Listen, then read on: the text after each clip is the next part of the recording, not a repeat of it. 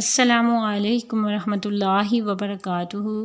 اعوذ باللہ من الشیطان الرجیم، بسم اللہ الرحمن الرحیم۔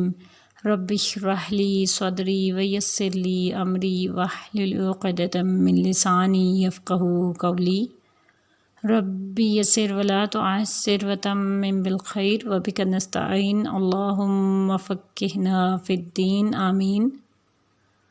اب چونکہ ہم نون ساکن و تنوین کے بارے میں پڑھ چکے ہیں، ان کے سارے احکامات ہم کمپلیٹ کر چکے ہیں الحمدللہ، تو آج ہم اس کی ایکسرسائز کریں گے انشاءاللہ تعالی۔ تو ایکسرسائز میں دیکھیں، سب سے پہلے جو ہے وہ ہمارے پاس کوسچن ہے، وہ ہے نون ساکن و تنوین کی تعریف کریں۔ نون ساکن و تنوین کی تعریف ہم نے بتانی ہے، اس کی تعریف کا ذکر کرنا ہے۔ تو کیا ہے جی، نون ساکن کیا ہوتا ہے؟ نون ساکن کہتے ہیں ایسی نون کو جس پہ کوئی حرکت نہیں ہوتی، زبر زیر پیش یا کھڑی حرکات جیسے کھڑا زبر، کھڑی زیر یا اور الٹا پیش، تو وہ سب نہیں ہوتی، بلکہ صرف ایک جزم کا نشان ہوتا ہے جو یہ ریپرزینٹ کر رہا ہوتا ہے کہ وہ ساکن ہے۔ اسی طریقے سے تنوین کیا ہوتی ہے کہ جب بھی جس بھی حرف پہ ڈبل حرکات ہوتی ہیں، چاہے زبر ہو، زیر ہو یا پیش ہو، تو ان ڈبل حرکات کو جب پڑھا جاتا ہے تو جو آواز آتی ہے اسے کہتے ہیں تنوین۔ اوکے، اچھا جی، سیکنڈ کوسچن کیا ہے؟ نون ساکن اور تنوین میں فرق بیان کریں۔ تو یہ ایک تھوڑا سا لانگ کوسچن ہے، یہ میں نے آپ کو کروایا تھا، میں آپ کو کرواتی ہوں جی، بتاتی ہوں ہم نے کہاں کروایا تھا، کیا تھا ہم نے اس کو یہاں پہ کیا تھا جی۔ یہ ہے جی نون ساکن اور تنوین میں فرق۔ تو اس میں آپ نے کیا کرنا ہے کہ یہ جو چاروں ہے نا پوائنٹس، ان کو کور کر لینا ہے۔ سب سے پہلے پوائنٹ کیا ہے کہ نون ساکن لکھا ہوتا ہے جبکہ نون تنوین لکھا نہیں ہوتا، وہ تو صرف پڑھا جاتا ہے نا، تو نون ساکن لکھا بھی جاتا ہے اور پڑھا بھی جاتا ہے، جبکہ نون تنوین صرف کیا ہوتا ہے، پڑھا جاتا ہے، اس کو لکھ نہیں سکتے۔ نیکسٹ ہے جی، نون ساکن اسم فعل اور حرف تینوں میں آتا ہے جبکہ نون تنوین صرف اسم میں آتا ہے۔ تھرڈ پہ دیکھیں تو نون ساکن کلمہ کے آخر اور درمیان میں آتا ہے جبکہ نون تنوین صرف کلمہ کے آخر میں ہی آتا ہے۔ اچھا، اور ہم نے کیا پڑھا فورتھ پہ کہ نون ساکن وقفاً اور وصلاً پڑھا جاتا ہے جبکہ نون تنوین صرف وصلاً ہی پڑھا جاتا ہے۔ تو یہ آپ کو سمجھ آ گیا ہوگا کہ سب سے پہلے پوائنٹ میں کیا ہے کہ نون ساکن لکھا جاتا ہے اور نون تنوین لکھا نہیں جاتا، یہ ایک ڈفرینس ہو گیا۔ سیکنڈ پہ کیا ہے کہ نون ساکن اسم فعل اور حرف تینوں میں آتا ہے جبکہ نون تنوین صرف اسم میں ہی آتا ہے۔ اور تھرڈ پہ کیا پڑھا کہ نون ساکن کلمہ کے آخر درمیان دونوں میں آتا ہے جبکہ جو تنوین ہوتی ہے وہ صرف آخر میں ہی آتی ہے۔ اور فورتھ پہ نون ساکن وقفاً وصلاً دونوں میں پڑھا جاتا ہے جبکہ نون تنوین صرف وصلاً ہی پڑھا جاتا ہے۔ تو یہ تھے اس کا ڈفرینس، اس کا فرق، یہ آپ نے کر لینا ہے۔ نیکسٹ جو کوسچن ہے وہ کیا ہے جی ہماری ایکسرسائز میں، کوسچن نمبر 3، نون ساکن و تنوین کے کتنے احکام ہیں؟ تو بیان کرنا ہے کتنے احکام ہیں جی۔ ہم نے ابھی اس کو کور کیا تھا کہ نون ساکن و تنوین کے 4 احکامات ہوتے ہیں اور ان کو بیان تو آپ نے ڈیپلی کرنا ہے۔ میں آپ کو نام بتا دیتی ہوں، آپ نے جیسے پڑھا اس طریقے سے ان کو لکھ لینا ہے، ٹھیک ہے۔ تو سب سے پہلے ہم نے ادغام پڑھا تھا، پھر ہم لوگوں نے کیا تھا جی اقلاب، پھر آپ نے کیا اخفا، اور فورتھ ون پہ تھا اظہار۔ تو ان کی ترتیب آگے پیچھے بھی کر سکتے ہیں، اقلاب، اظہار، اخفا اور ادغام۔ تو یہ چاروں احکامات آپ اپنی مرضی سے جو پہلے آپ لکھنا چاہیں وہ آپ لکھ سکتے ہیں، اس طریقے سے یاد بھی کرنا ہے، سمجھنا بھی ہے۔ فورتھ پہ ہے جی اظہار حلقی کا لغوی و اصطلاحی معنی اور قاعدہ مراتب مع مثال بیان کریں۔ ہاں جی، تو اس میں کیا ہے جی، اظہار حلقی کا لغوی اور اصطلاحی معنی بتانا ہے۔ تو سب سے پہلے اظہار پہ چلتے ہیں، قاعدہ اور مراتب، یہ 4 چیزیں ہیں۔ اظہار ہم نے یہیں پہ پڑھا تھا، ادغام یہ ہے جی اخفا، ادغام، اور اس سے پہلے یہ اظہار پڑھا تھا۔ یہ ہے جی اظہار کا لغوی معنی، کیا پڑھا تھا کہ ظاہر کرنا، پھر اصطلاحی معنی یہ تھا۔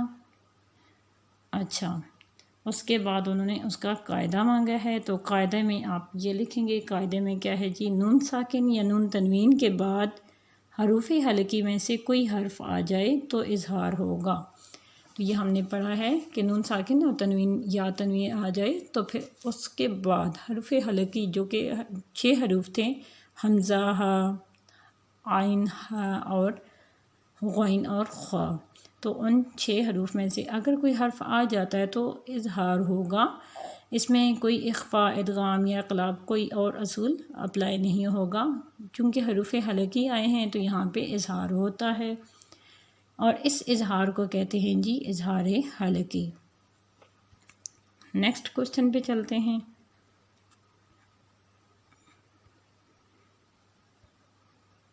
اچھا، اس میں انہوں نے مراتب بھی مانگے تھے اس کوسچن کے لاسٹ پہ، تو یہ اظہار حلقی کے مراتب ہیں، یہ بھی دیکھ لیں، یہ بھی اس کے اندر آ جاتے ہیں اس سوال کے جواب میں۔ تو سب سے پہلا جو مرتبہ ہے وہ ہے اعلیٰ، پھر دوسرا ہے وسطیٰ اور تیسرا ہے ادنیٰ۔ اور اعلیٰ کس طرح سے ہوگا کہ جب نون ساکن اور تنوین کے بعد حمزہ اور ہا آ جاتے ہیں تب اعلیٰ ہوگا، اور وسطیٰ کب ہوگا؟ جب نون ساکن اور تنوین کے بعد عین اور ہا آ جائیں۔ پھر ادنیٰ کب ہوگا؟ جب نون ساکن اور تنوین کے بعد غین اور خا آ جائیں۔ تو یہ یہاں تک ہمارا وہ والا کوسچن کمپلیٹ ہوا۔ نیکسٹ کوسچن دیکھتے ہیں جی۔ ہمارے پاس نیکسٹ کوسچن ہے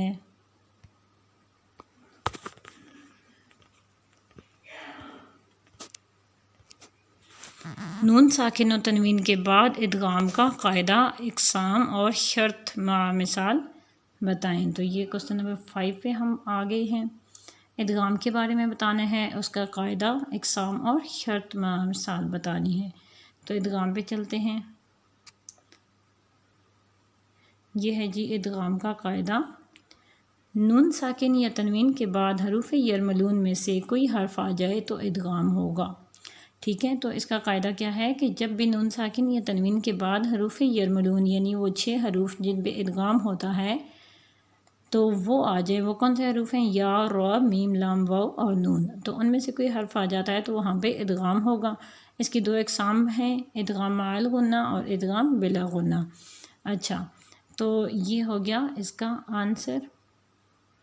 اور یہاں پہ ایکسیپشنل کیس تھا، یہ بھی انہوں نے پوچھا ہے، تو یہ آپ نے بتانا ہے کہ یہ یہاں پہ ہے یاسین والقرآن اور نون والقلم میں بطریق شاطبی اظہار ہوتا ہے، اور بطریق جزری اظہار اور ادغام دونوں جائز ہوتے ہیں۔ ٹھیک ہے، تو یہ یہاں تک کور ہو گیا۔ اچھا، انہوں نے اس کی شرط بھی پوچھی ہے، تو یہ شرط ہے ہمارے پاس، نون ساکن پہلے کلمے کے آخر میں ہو اور حروف یؤمن یعنی وہ 4 حروف جن پہ کیا ہوتا ہے کہ ادغام مع الغنہ ہوتا ہے، تو یا، واو، میم اور نون میں سے کوئی حرف دوسرے کلمے کے شروع میں ہو تو پھر وہاں پہ کیا ہوگا؟ ادغام۔ لیکن اگر دونوں ایک ہی کلمے میں آ جائیں تو وہاں پہ اظہار مطلق ہوگا۔ ٹھیک ہے، تو یہاں پہ کلموں کا ڈفرینس ہے، اگر 2 کلموں میں آ جاتے ہیں جس میں کیا ہوگا کہ حروف یؤمن یعنی وہ جو 4 حروف ہیں مع الغنہ والے، تو ان میں سے اگر کوئی حرف آ جاتا ہے دوسرے کلمے کے شروع میں تو پھر تو ادغام ہوگا، لیکن اگر دونوں ایک ہی کلمے میں آ جائیں تو پھر اظہار ہوگا، اور اس اظہار کو کہیں گے اظہار مطلق۔ اس کی قرآن مجید میں صرف 4 مثالیں ہیں، اور وہ بھی انہوں نے بتا دی ہیں، وہ کون کون سی ہیں؟ الدنیا، قنوان، صنوان اور بنیان۔ تو یہ 4 اس کے اندر آ جاتی ہیں۔ یہ ہوگی شرط۔ نیکسٹ کوسچن نمبر 6 پہ چلتے ہیں۔ وہ ہے جی اظہار مطلق کا قاعدہ اور کلمات بتائیں۔ تو یہ ابھی ہم نے پڑھا ہے، جہاں پہ ہم نے ادغام کی شرط پڑھی ہے نا، تو اس کے بیچ میں ہی ہم نے پڑھا ہے کہ اظہار مطلق کب ہوگا؟ جب نون ساکن یا تنوین کے بعد کیا ہوگا کہ جو ہے نا حروف یرملون وہ اگر دوسرے کلمے میں آ جاتے ہیں تو وہاں پہ کیا ہوگا؟ اظہار مطلق، اسی کلمے میں آ جاتے ہیں تو وہاں پہ اظہار مطلق ہوگا، کیونکہ کلمہ دوسرا والا چینج نہیں ہوگا۔ تو یہ 4 ایکسیپشنل کلمات تھے، وہ کون سے تھے؟ الدنیا، قنوان، صنوان، اور کیا تھا جی؟ وہ بھی دیکھ لیتے ہیں۔ یہ ہے جی ہمارے پاس دنیا، قنوان، صنوان اور بنیان۔ تو یہ آپ نے انڈر لائن کر لینا ہے ان چاروں کو۔ یہ آ جاتے ہیں جی اس کے اندر، اور اس کی پوری ڈیفینیشن یہاں تک آ جائے گی. ویسے سٹارٹ سے آنورڈ ساری کریں گے تاکہ جو ہے وہ پورا کنسیپٹ کلیئر ہو. ہاں جی، تو نیکسٹ کوسچن پہ چلتے ہیں. کوسچن نمبر 7 ہے اقلاب کا لغوی معنی، تعریف، قاعدہ، طریقہ، مثال بیان کریں. تو اب اقلاب کے بارے میں سب کچھ بتانا ہے کہ لغوی معنی کیا ہے، تعریف کیا ہے، قاعدہ کیا ہے اور اس کا طریقہ کیا ہے. تو اقلاب پہ چلتے ہیں. یہ ہے جی ہمارے پاس شارٹ سا اس کا آنسر ہے. اقلاب کا لغوی معنی ہے بدلنا. اور پھر اصطلاحی معنی میں کیا پڑھا کہ نون ساکن اور تنوین کو میم سے بدل کر گننا اور اخفا کے ساتھ ادا کرنا. اس طرح سے اس کا قاعدہ پڑھا کہ قاعدہ کیا ہوتا ہے، نون ساکن یا تنوین کے بعد با آ جائے تو وہاں پہ کیا ہوگا، اقلاب ہوگا. اس کی مثالیں بھی ہیں جی ہمارے پاس. حرف اقلاب با ہوگا، ایک کلمے کی مثال الگ ہے امبیونی اور دو کلموں کی مثال الگ ہے امبوری کا. اور تنوین کی مثال میں کیا ہے جی سمیع بصیر. صحیح ہے جی، یہ یہاں تک ہو گیا اقلاب کا کوسچن پورا. آگے چلتے ہیں. ہمارے پاس کیا ہے جی کوسچن نمبر 8. تو ابھی کوسچن نمبر 8 پر آگے ہم اخفائی حقیقی کا لغوی و اصطلاحی معنی، قاعدہ، طریقہ اور مراتب مثال بیان کریں. تو اخفائی حقیقی کا لغوی معنی اور اصطلاحی معنی بتانا ہے.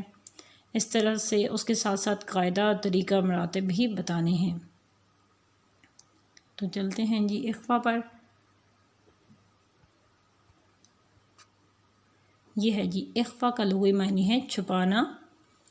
یہ دیکھیں جی اخفا کا لغوی معنی ہے جی چھپانا.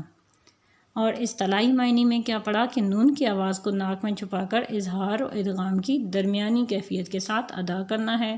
اور اس میں اس کے قاعدے میں انہوں نے دیا ہوا ہے کہ نون ساکن اور تنوین کے بعد جب بھی حروف حلقی، حروف یرملون اور با اور الف کے علاوہ باقی جو 15 حروف ہیں نا، ان میں سے کوئی اور حرف آ جائے تو پھر کیا ہوگا، کوئی اور کی جگہ یہاں پہ کیا آئے گا، کوئی بھی حرف آ جائے تو وہاں پہ کیا ہوگا، اخفا ہوگا. اور اس اخفا کو کہیں گے اخفائے حقیقی.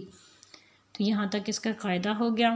نیکسٹ آپ نے اس کی مثالیں، یہ ساری ٹیبل جو ہم نے پڑھا ہے اس طریقے سے ایک کلمہ، دو کلمے والی اور نون تنوین والی ساری اگزامپلس 15 حروف کی ساتھ لکھنی ہیں. نیکسٹ ہے جی اخفا کا طریقہ. تو نون ساکن اور تنوین کو ادا کرتے وقت زبان کے یہ جو کنارہ ہوتا ہے، زبان کے کنارے کو دانتوں کے ساتھ، دانتوں کے مسوڑوں کے ساتھ لگانا ہے. اور وہ دانت کون کون سے ہوں گے، تینوں قسم کے دانت ہوں گے. اور تینوں قسم کے دانت کون سے ہیں، ثنایا، ربائی اور انیاب. ان کے مسوڑوں کے ساتھ نرمی سے لگانا ہے اور آواز کو خشوع میں چھپا کر تشدید کے بغیر اس طرح ادا کرنا ہے کہ کیا ہوگا کہ وہاں پہ نہ جو ہے وہ ادغام ہوگا اور نہ ہی اظہار ہوگا، بلکہ ان کی درمیانی حالت ہوگی. یہ جو اخفا، یہ جو کنڈیشن میں ہم نے آواز نکالی ہے، اس کو کہتے ہیں اخفائے حقیقی. اور اسے خشومی بھی کہتے ہیں کیونکہ اس میں خشوم انوالو ہوتا ہے جو ناک کا بانسا ہوتا ہے، اور تام بھی کہتے ہیں. اس طرح سے اخفا کے مراتب بھی دیکھ لیں کہ نون ساکن اور تنوین کے بعد اگر تو، دال اور تا آ جائیں تو پھر کیا ہوگا، اعلیٰ. اور نون ساکن یا تنوین کے بعد قوف اور کاف آ جائیں تو پھر یہ ادنا مرتبے میں آتا ہے. اور لاسٹ ون میں اگر نون ساکن و تنوین کے بعد باقی حروف اخفا آ جائیں، یعنی یہ جو 5 حروف ہیں تو، دال اور تا، قوف اور کاف، ان سب کے علاوہ اگر کوئی اور حرف آ جائے نون ساکن و تنوین کے بعد تو پھر کیا ہوگا، وہ وسط والے مرتبے میں شامل ہوگا. لاسٹ پہ جو کوسچن ہے ہمارا وہ ہے کلمات ذکر کریں جن میں بطریق شاطبیہ صرف اظہار ہوگا اور بطریق جزری اظہار اور ادغام دونوں جائز ہیں. تو یہ کون سے کلمات ہیں؟ یہ آپ نے بتانا ہے کہ یہ وہ کلمات ہیں یاسین والقرآن، اور دوسرا کیا تھا، نون ایک منٹ میں آپ کو دکھاتی ہوں. یہاں پہ اوپر ہے ہمارے پاس،